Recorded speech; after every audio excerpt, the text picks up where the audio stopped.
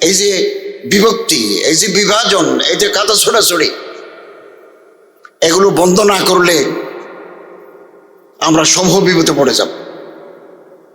এবং যারা নেতৃত্ব দেবেন সমাজের, তাদের দৃষ্টিভঙ্গি বড় হওয়া দরকার।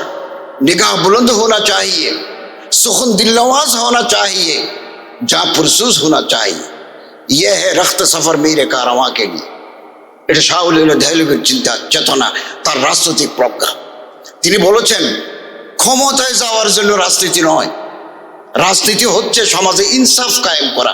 যে রাষ্ট্র ব্যবস্থায় ইনসাফ থাকবে না, সে রাষ্ট্র ব্যবস্থা টিকবে না, সে সরকার টিকবে না।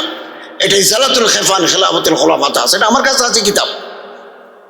এটা বাংলা হওয়া প্রয়োজন, বাংলা হওয়া প্রয়োজন।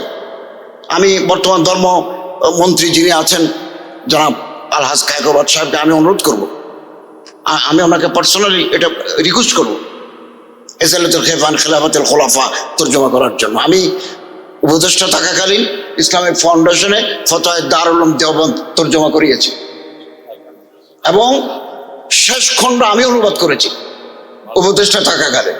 I have submitted this book to the authorities concerned, আমি দিয়েছি। আমি উপদেষ্টা থাকাকালীন একটা বিরাট সিরাতের কিতাব তর্জমা করেছি, ডক্টর মিরাজ রহমানের revelation the story of holy prophet Muhammad সাল্লাল্লাহু আলাইহি ওয়াসাল্লাম। অতএব শাহ ওলিউল্লাহ রহমতুল্লাহ আলাইহির চিন্তাধারা, ফিকির আমাদেরকে ধারণ করতে হবে এবং সেটা আমরা জনগণের কাছে পৌঁছাবো। এই দেশ তো আমাদেরই, আলেম ওলামাদের যে বিরাট অবদান, জনগণের উপর আলেম ওলামাদের অপ্রতিহত প্রভাব। এদেশের সাধারণ মানুষ আলেম ওলামাদের মহাব্বত করে। একতলাপ ছিল, আছে, থাকবে। ইত্তেফাক মাল ইখতিলাফ। আমরা হিন্দুস্তানের ওলামায়ে কেরাম, পাকিস্তানের ওলামায়ে কেরামদের দেখি, তাদের ইতিহাস আমাদের সামনে আছে, সামনে আছে। বিস্তারিত বলবো না, আছে, এগুলো আমাদের সামনে আছে।